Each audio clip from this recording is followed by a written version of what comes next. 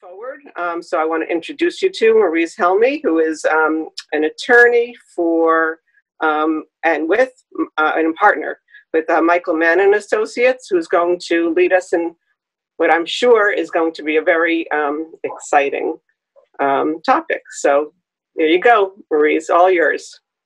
Thanks, Annette. And if anybody does raise their hand, if I don't see you, if someone else sees them, can you just alert me and interrupt me just so I don't miss anyone?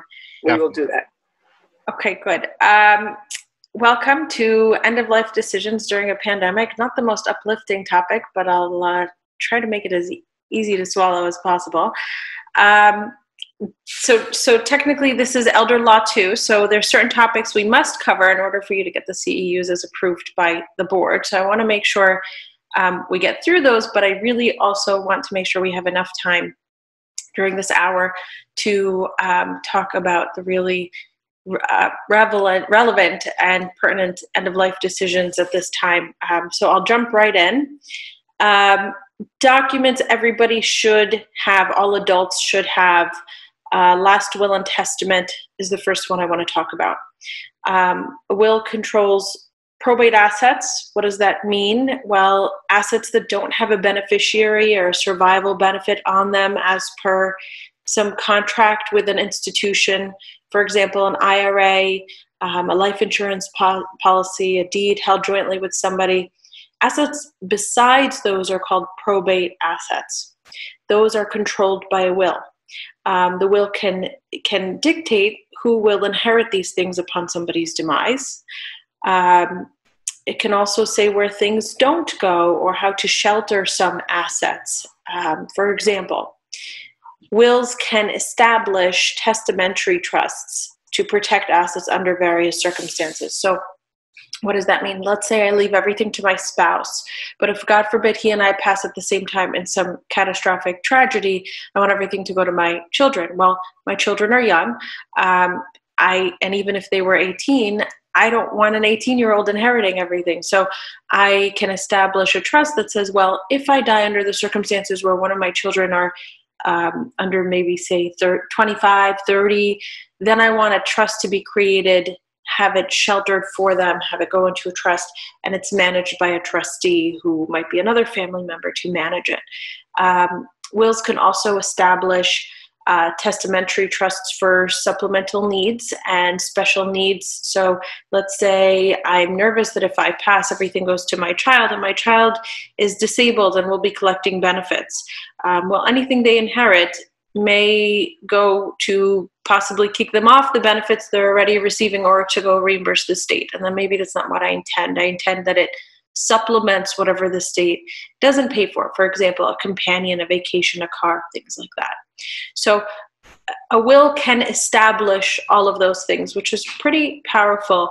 That's different than living trusts. Living trusts are created and established while I'm alive for some purpose.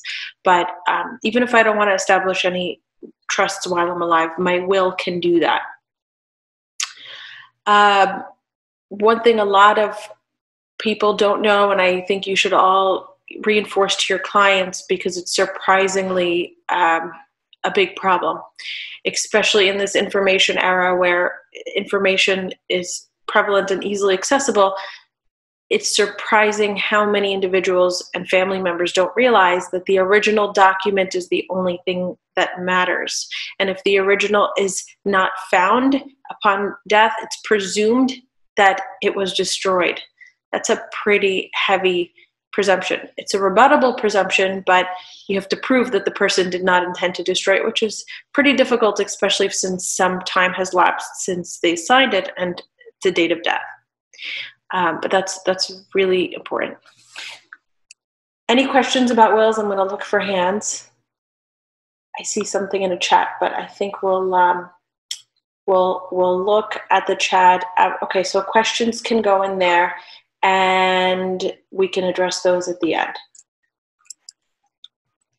Okay.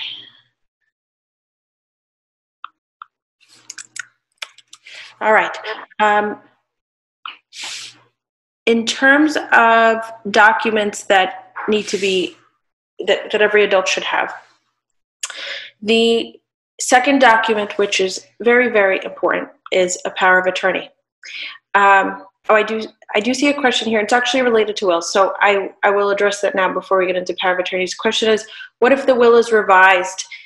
Is it important, and does it change the original one? Yes, they are called last wills and testaments.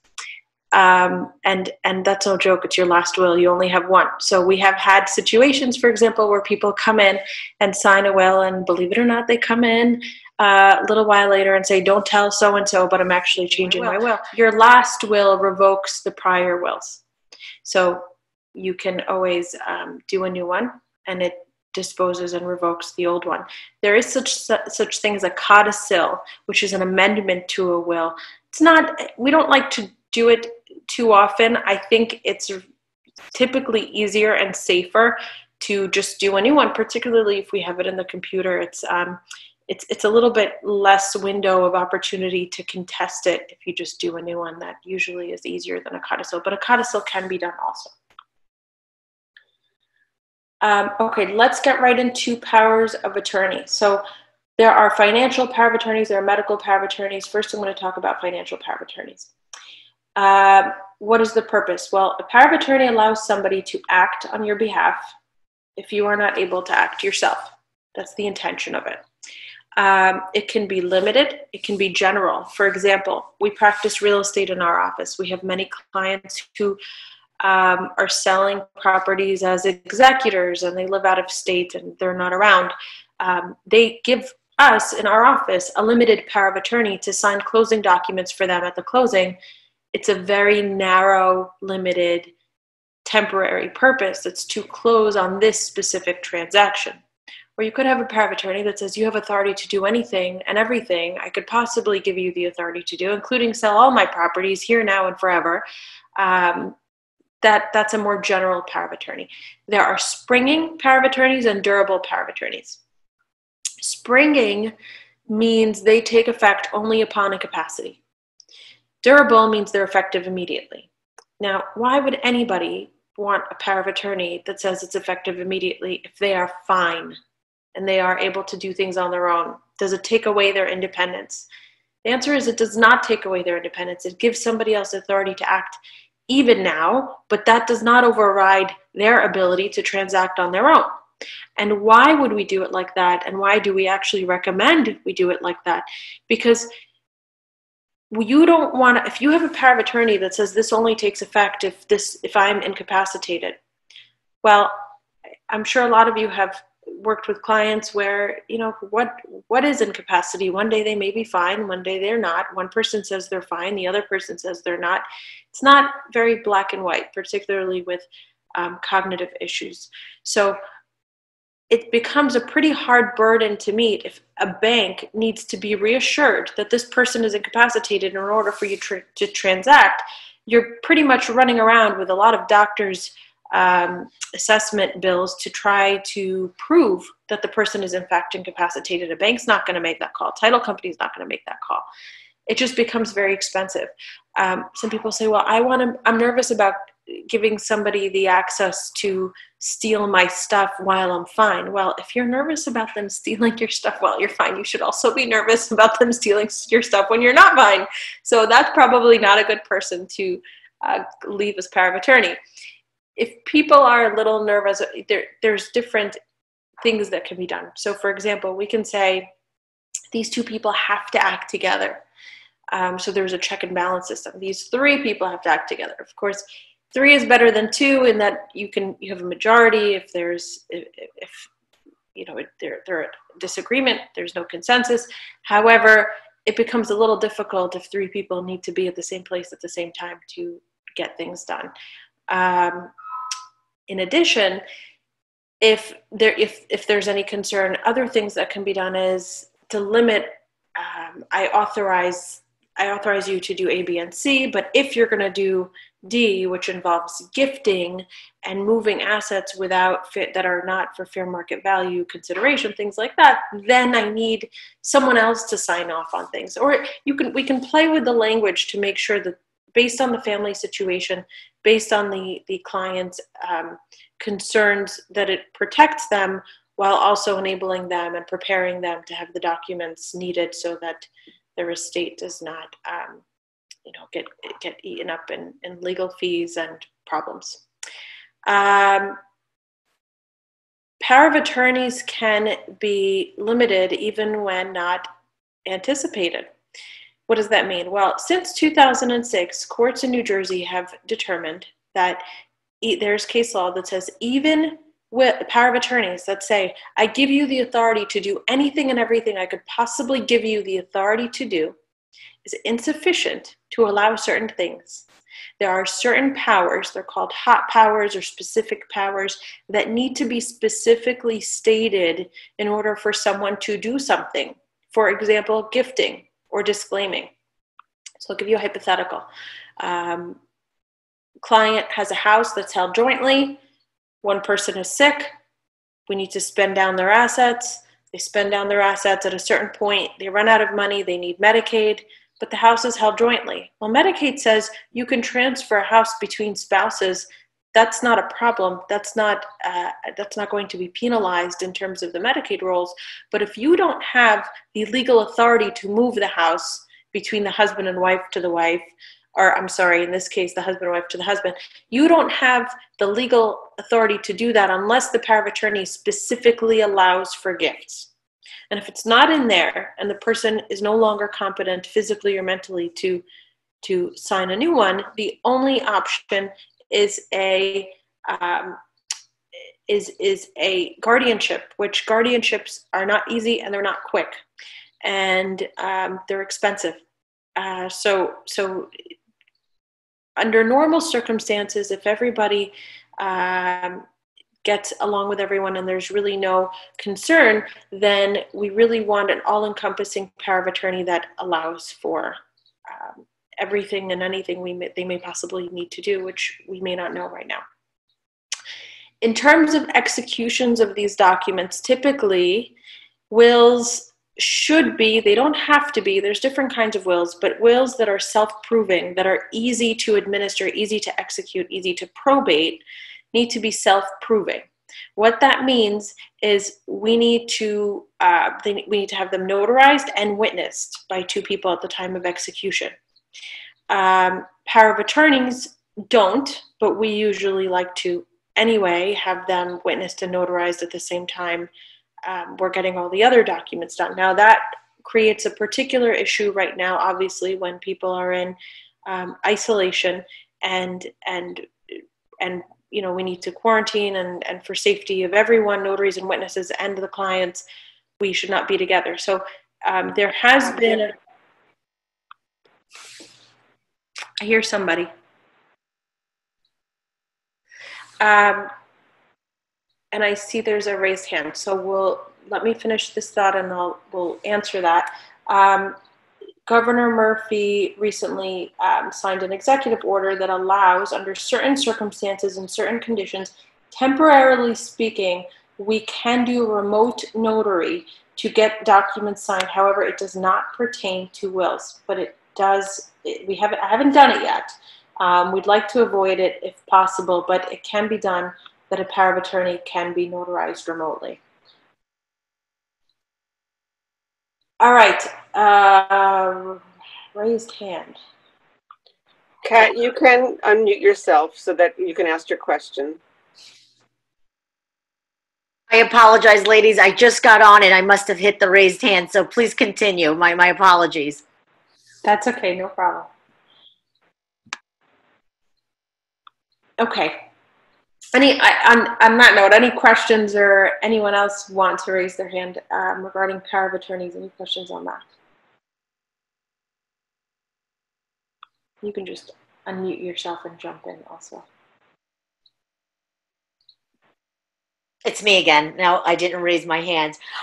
If you wouldn't mind, I know that there's a lot of misconception with power of attorney documents, especially people that think that they have a power of attorney when they've gone to Google, downloaded a template, and they think that that is a legal document. I think that really has to be stressed and clarified, that that is truly not a legal document. because they kind of filled in things themselves, which I'm sure are correct. It's, you know, their family members' information. However, by the law, it's not, you don't have a lawyer behind it. So if you can just briefly talk about that, I would really appreciate it. Sure, and that's really the case, I mean, regarding wills, power of attorneys, and medical power of attorneys. First of all, you don't need a lawyer to prepare any of these documents. And I think some of them would hold water even without an attorney preparing them. There's a lot of really good resources on the internet. The problem is that there's also a lot of junk on the internet. And the typical layman does not know what's junk and what's good. It's hard to really differentiate. And by the time you determine that it's insufficient, it's usually too late to be able to fix it. So it's a little bit risky.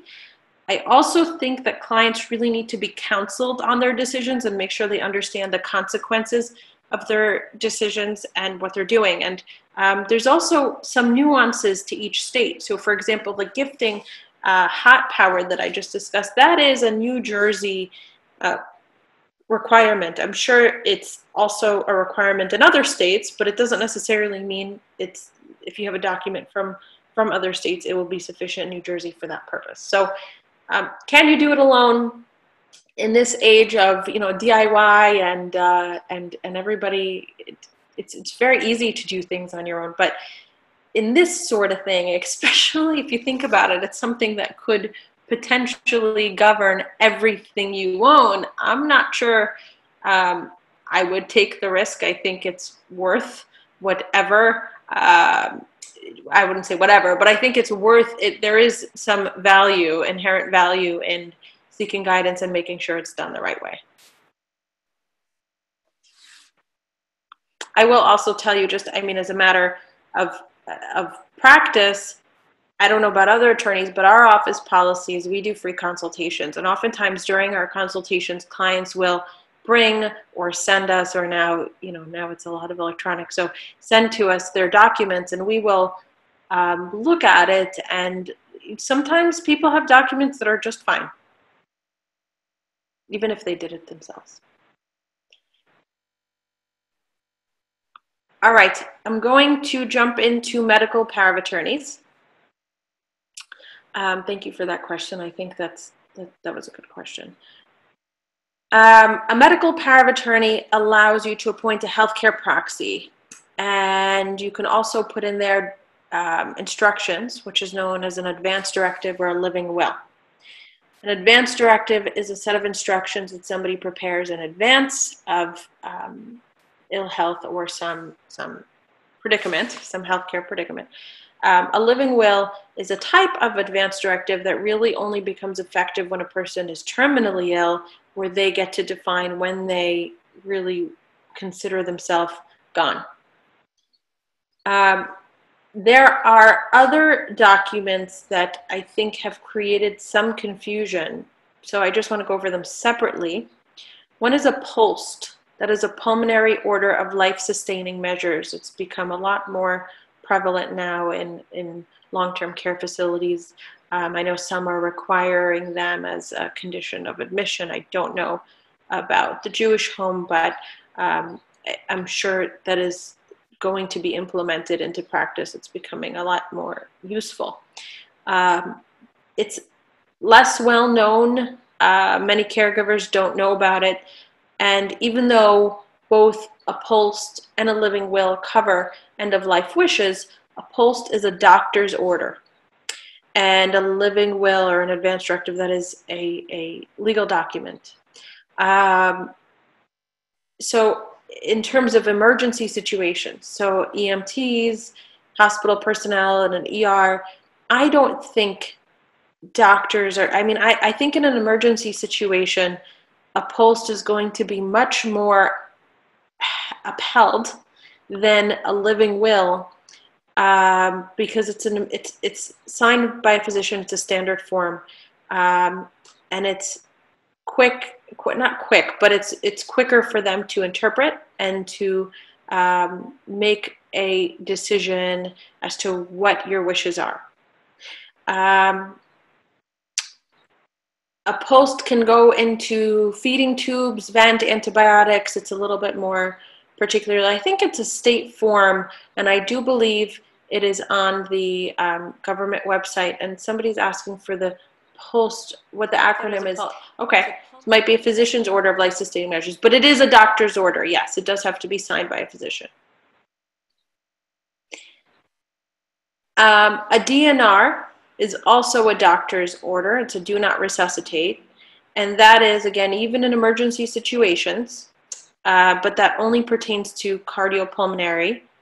And, you know, it's a lot of people have it. A lot of people ask about it. Some people, usually it's really only if somebody has already had some terminal illness or some incurable illness where they don't want to be resuscitated for some reason. Any questions about those so far? Oh, somebody put in the, Ezra put in the link. Perfect. It's a PDF right there. Valerie's raised. Okay, Valerie. Hi. I just wanted to say, from working in the hospital system, even though I don't right now, a post is often used as a DNR. And a lot of times it will be in there, and that will prompt them to write the do not resuscitate order, and then they label the chart. And often a post, you know, is often like it. You see DNR forms sometimes, but not as much. They'll document it, but that form in the chart, oftentimes you'll see nurses look for the post to decide whether someone's a DNR. Just to let you know. Okay, thank you.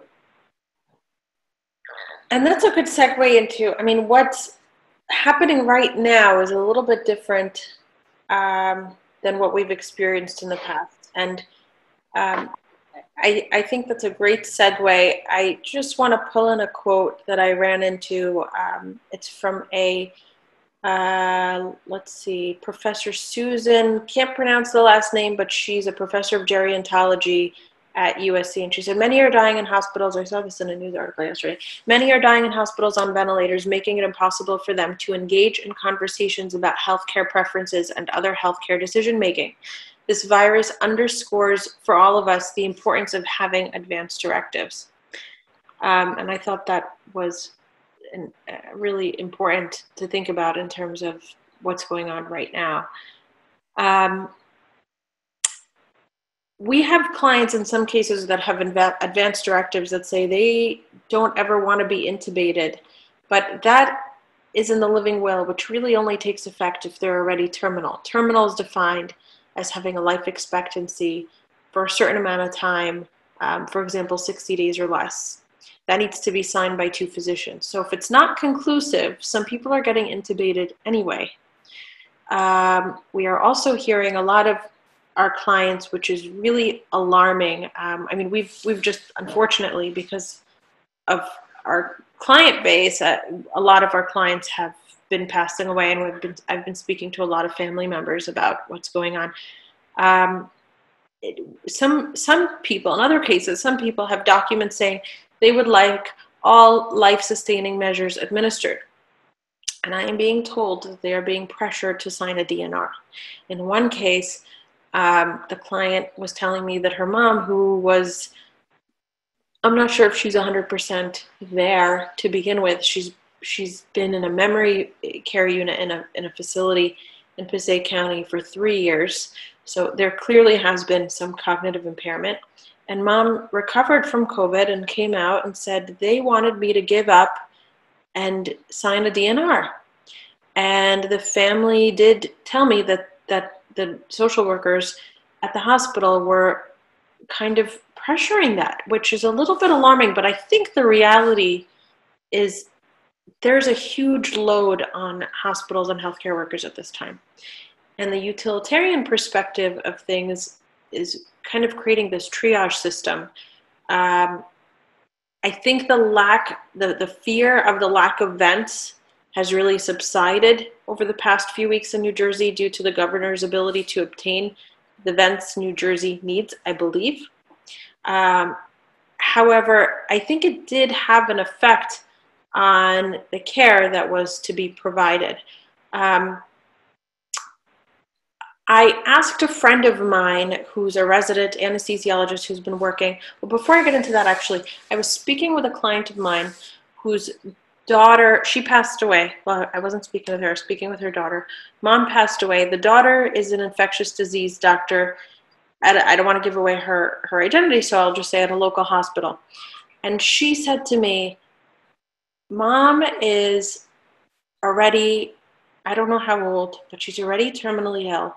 She's not going to recover from this. I don't know why they're sending her to the hospital. The hospital is filled with COVID positive cases. They're at 85% COVID positive, and we need to save the vents for people that are likely to survive when they come off, which that was coming even from the daughter.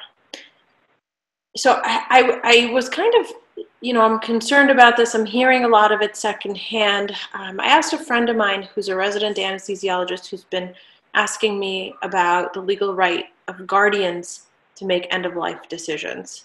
And I have here prepared what she responded to me, which I thought was really important to get to know what's going on in there. But before I read that, I just want to say, if anyone does have the question is whether guardians have a right to make end-of-life decisions, it really depends on the kind of guardianship. So a guardianship means there was no power of attorney done, or for whatever reason it was thrown out, and there is a guardian appointed by the court. You can be a guardian of somebody's person or their property, or both. A guardian of somebody's property has no right to make medical decisions or end-of-life decisions, by the way. This is what she said. I said, I wrote to her, client said to me that it didn't even matter what was in the client's living will, that the hospitals are flooded, and it's a different scenario right now than expected, and they're not really looking into that or giving that much credit. And she said, I don't agree with that. We're definitely making a lot of changes regarding code status, especially with the elderly. For those we think will not do well with CPR, we suggest they are DNR. This is to avoid additional harm and to also keep staff safe, since commonly almost everyone in the room gets infected after a code where we do CPR and aerosolize all the droplets. If an elderly patient has very poor prognosis, I would ask the family to consider comfort measures, and we usually phrase it saying, most patients this age will with these medical problems who are intubated will likely not survive. So we have the option to continue current care with the likelihood that it will prolong suffering, or withdraw care and make them comfortable. Whatever the family decides is respected. I have an 82-year-old on a ventilator for over 30 days because the family wants everything done, and we're respecting that, knowing very well he's not going to make it, and we knew that since the moment he was intubated. It's painful and stressful to watch, and have that be the case because it happens and we let it happen. I definitely daily remind them that it's very likely that they will very likely never going to be off a vent, but that's all I can do. Remind them the situation hasn't changed and wait for them to die from something else. It's terrible, but it's the reality. It's definitely not easy because the families are not seeing or understanding what continuing care means, especially when they don't see their loved ones in the ICU, on a vent, with their skin decaying where the tube is secured. Talking on the phone makes the conversation 10 times harder because they don't see how bad it is. They end up misunderstanding or viewing us as just wanting to save ourselves the burden. But we have close to no beds, limited vents, and we know when someone has close to no hope. Usually we're slower and more calculated with these conversations when we feel secure in our resources, but right now we don't. Sorry, that was a bit long, but I think it's really important to understand what's happening because I do think there's a lot of misunderstanding. My suggestion would be, in light of what's happening, you tell your clients to consider having documents clearly reflect their wishes, particularly in the event of COVID symptoms. And they can get as detailed as they'd like. And I think that alleviates a lot of the burden and difficult decisions, you know, we don't want to put that all on the family because it's not easy. I got through everything I wanted to really quickly, and I'm nervous I missed something, but are there any questions right now while I go through my outline here?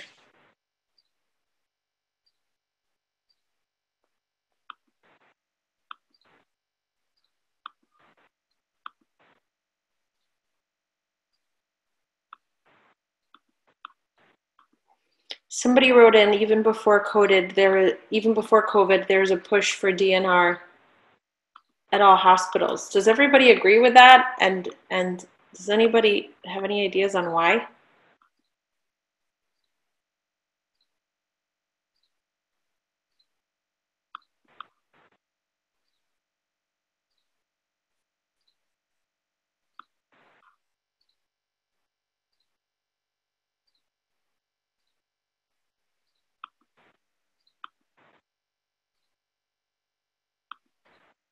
Did I just depress everybody?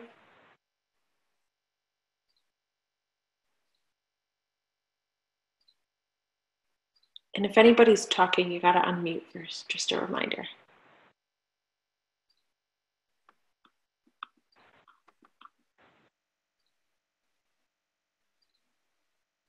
Hi, it's Kat Verdi again. I come from the both independent and assisted living communities, and I think I can speak with some of the families that I encountered. The families didn't live in New Jersey. So the DNR, especially when they have had their conversations with their loved one, by the time someone got on a plane, in particular, I'm thinking of a few families that their children lived in California, parents were in assisted living in New Jersey, and the DNR was something, there was already existing underlying issues with the aging adults, that it just was like, listen, I don't want anybody getting into debt or killing themselves trying to get to New Jersey, especially when we know one was chronically ill. This is my wishes. So I guess that probably is what hospitals were seeing as well. There was an influx of the DNR, especially in the region in New Jersey, in Monmouth County, that we did see a rise in that.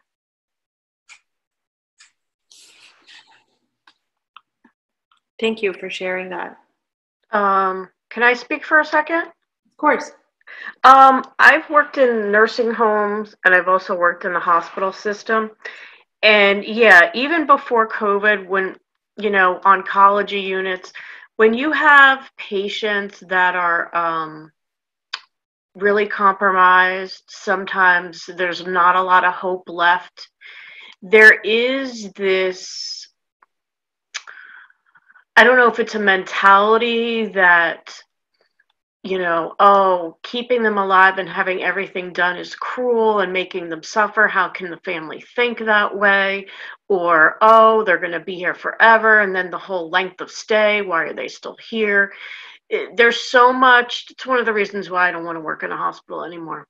And I'm not saying every place is like this, but, and I came from a Catholic hospital where at least we were allowed to have the conversation more readily, and I had a good group of social workers that really tried to understand, like, this is the family's wishes, whether we agree or not. But there's a lot of negative people that want life-sustaining measures, and sometimes, especially if it's related to their religious beliefs, I hate to say it, but in healthcare, that is looked on very negatively in many cases. Now, I can give you one case where I was really on the other side, where I was like, okay, we have to honor the family.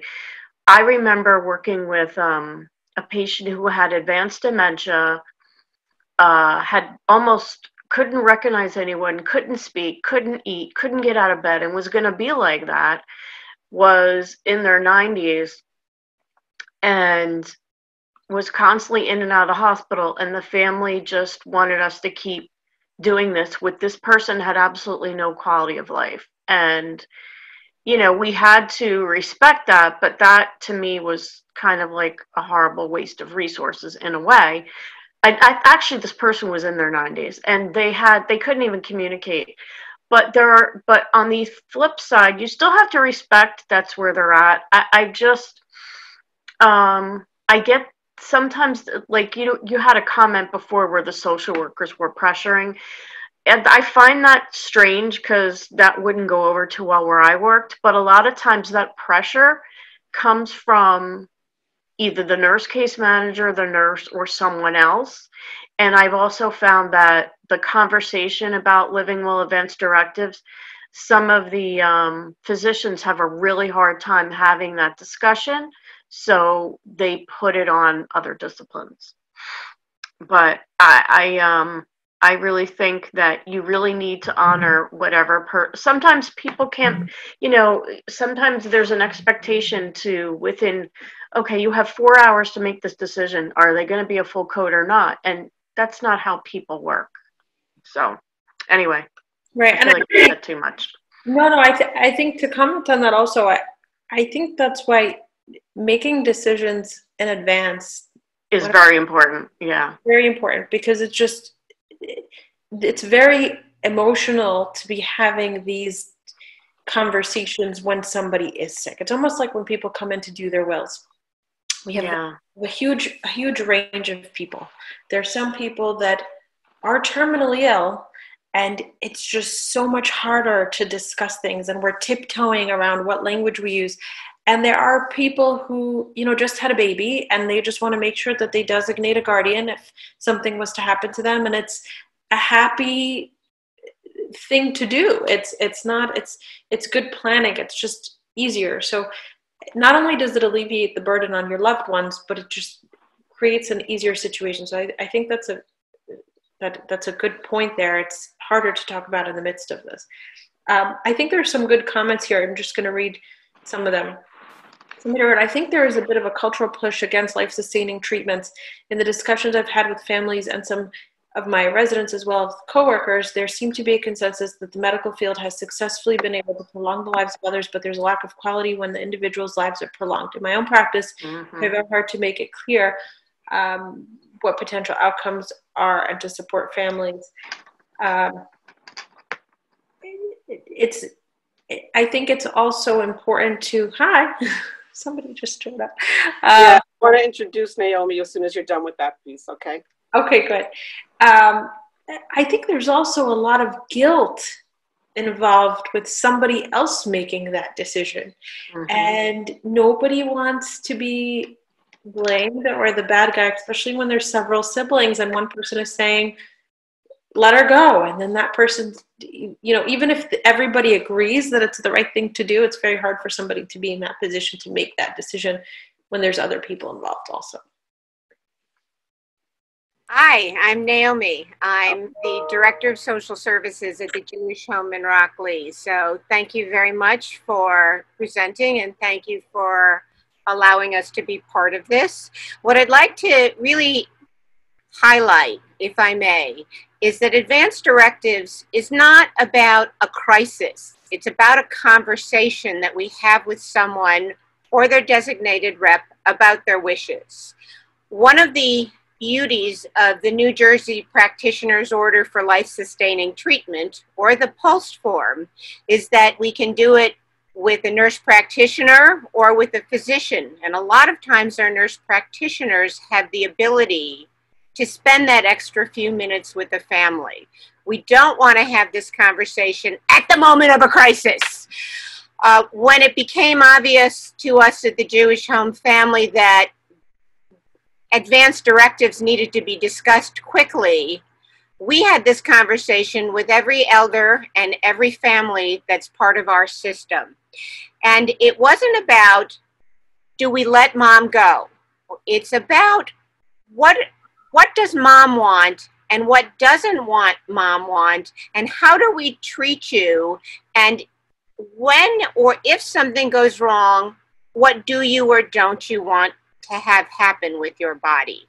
And it's important we have something that's done by a physician or a nurse practitioner because a lot of times documents that were prepared by a lawyer have the word if and when and two doctors, and it's a great roadmap, but it's not a GPS to the direct line. So it gives us that roadmap, but not that GPS to this is where I need to be. We also don't want to have this conversation in a crisis mode, because then you say, I want everything done.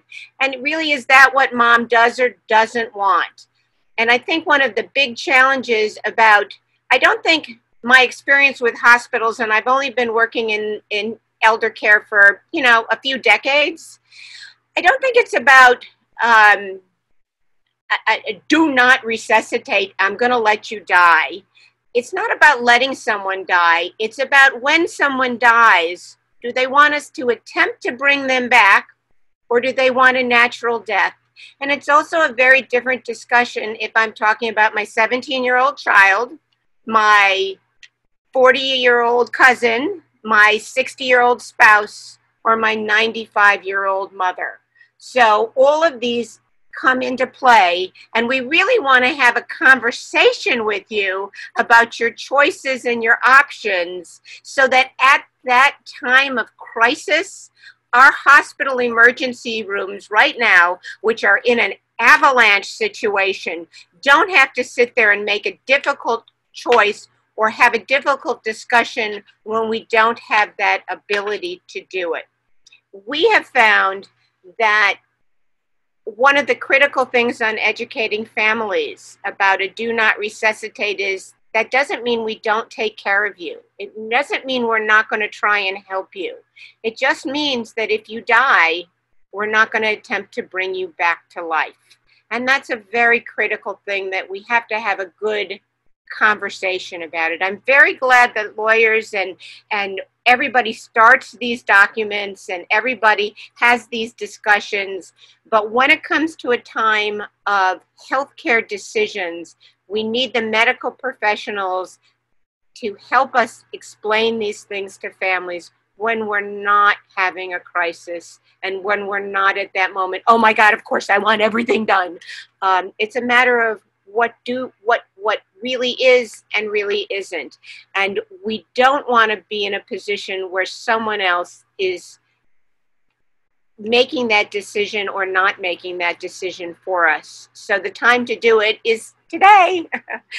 So all of us out there that don't have documents, my advice, talk to your loved ones. My advice, make sure somebody knows your wishes, so God forbid the crisis happens, you don't respond for a crisis.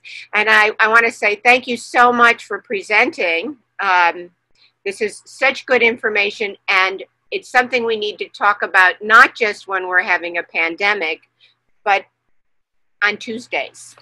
So thanks. Naomi, I think that was really well said, and I am sure there's a lot of people agree with me, including the comments here. Very, very, very well said. So I agree with that, and thank you.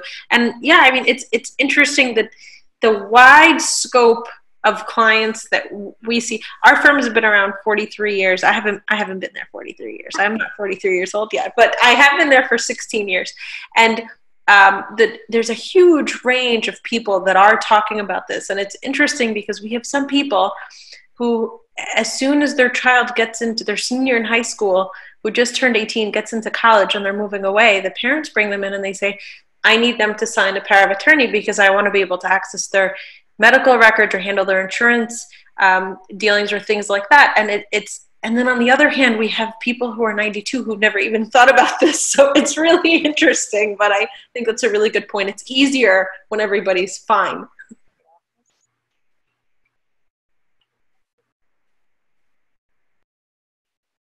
Anyone else? Yeah, we have about 10 minutes left for discussion, so it'd be great if anybody has any other questions. Love to hear from you. Hi, it's Kat Verdi again. Excellent presentation.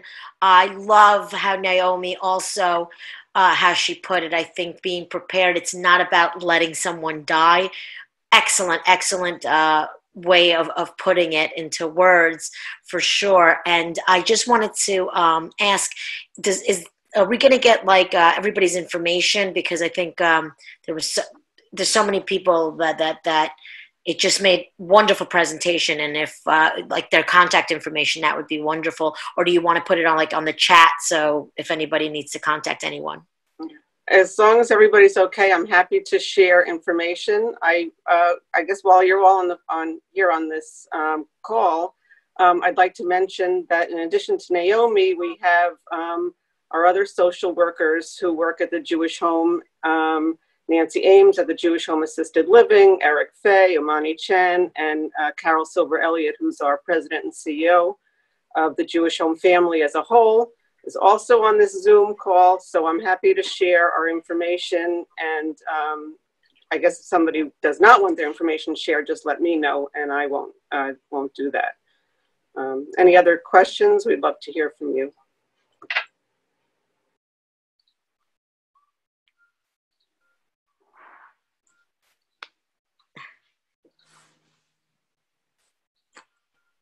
Okay. Marize, anything else you'd like to say about your firm? Sure. So we do primarily estate planning and elder law. We're in Ridgewood. The firm's called Manna Associates.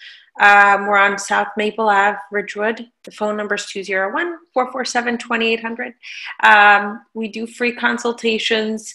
And if anyone has any questions or for clients or for themselves or just looking for some information, there's no fee for that. So you can always contact us. You can also email me. My email address is mhelmyesq @mannalaw.com. And when Annette sends out, after this, we'll send out some documents with everybody's contact info. Looking at some comments here, there's a question about is there something about a hot power of attorney? Is there another type that is not hot? There are hot powers that are specific powers that need to be in there to allow certain things. So for example, if we want the power of attorney to be able to open trusts, that needs to be specifically stated, or else they cannot. Even qualified income trusts for Medicaid applications, you cannot do those without that provision in there. There's the power to disclaim or the power to make gift. So it's hot powers that are in there. I hope that answers that question. And thanks, Kathleen, for the comment. So if anyone has any questions or concerns or just wants to chat, feel free to contact me. Email. Patricia has a hand raised there. Patricia? Can you hear me? We can now. Hi. I think it's so valuable that we, in listening to your presentation, Marize, is that the value of a multidisciplinary approach to our patients and your clients, because every one of us brings something to the table to benefit the people that we serve. And I think that was clearly stated by the voices from the Jewish Home, the voices from the social workers and case managers that are here, and also from the legal perspective, because we don't know everything in each of our disciplines. And that's why to have that collaboration is invaluable to do the best job that we can, particularly in a time when everyone is so anxious and concerned about decision making and just the fear of what we have going forward in this new normal.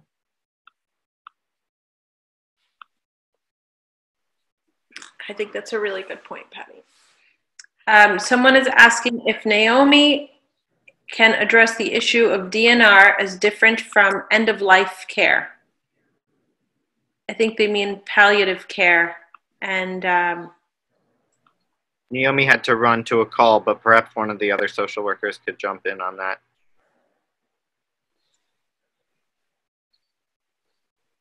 Patty, do you have any thoughts on that? Hold on one second. Marize, can you repeat the question?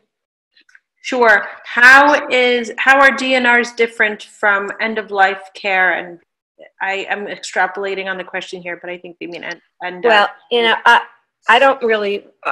I think a DNR is a legal document that says regarding any treatment that would be done or lack of treatment. Palliative care is the care that's going to be provided at end of life in terms of the hands-on. I don't really work in hospice, but I think that would be an explanation for what it is. Palliative care is not necessarily a written document. It kind of can go in conjunction with the hospice treatment, but it's not. It's definitely a DNR is an order. Compassionate care is not. And I think if any of the social workers on there that work in hospice, they might be able to be a little bit more helpful than I am. Okay. And Valerie, you have an answer for that too? Yeah, a DNR does not mean you don't treat. A DNR is a doctor's order.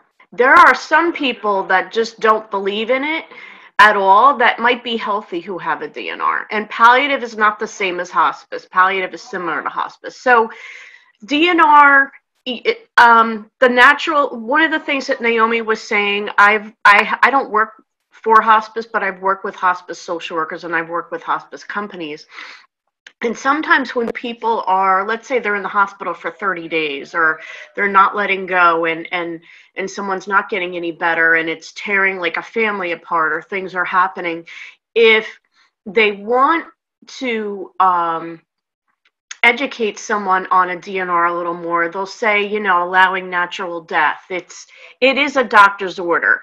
Palliative care is sometimes a bridge or a step towards hospice. I also do part-time home care, even though I'm not going out right now because of COVID.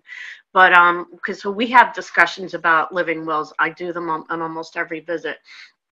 Palliative care means that you might have a life-threatening illness, but you're not going to die right away.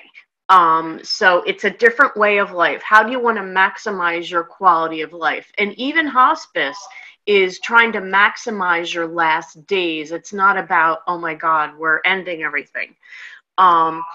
But you can have a DNR. A lot of people who have DNRs, they still want to be hospitalized. Someone who's end of life often is not hospitalized anymore. So I don't know if that answers it. Can I just weigh in on this for a second? Sure. DNR, it's as described, is an order that says do not resuscitate. Yes. So when we talk to families, what that means is if your loved one stops breathing.